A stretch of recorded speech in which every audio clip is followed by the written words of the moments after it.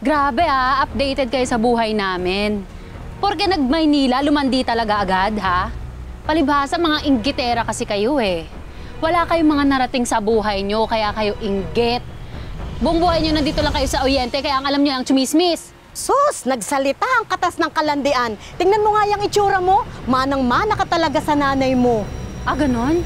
Oh, pues tingnan natin yung itsura mo. Yan, yung pagmumukha mo. Yan ang babagay sa'yo, ang kapal ng mukha mo. Nanay ko ng ganon, ako talaga makakatapat mo. Hayop ka, ang kapal ng mukha mo na ganonin, ha? Hoy, ano sabi mo tungkol sa nanay ko? Ha? Ano? Sige, sige, lumapit ka sa akin, lumapit ka sa akin. Kayo ha? Kayong dalawa kayo ha? Mga matatanda na kayo, ang kapal ng mukha nyo, nagkumalat pa ng chismis tungkol sa nanay ko? Ano?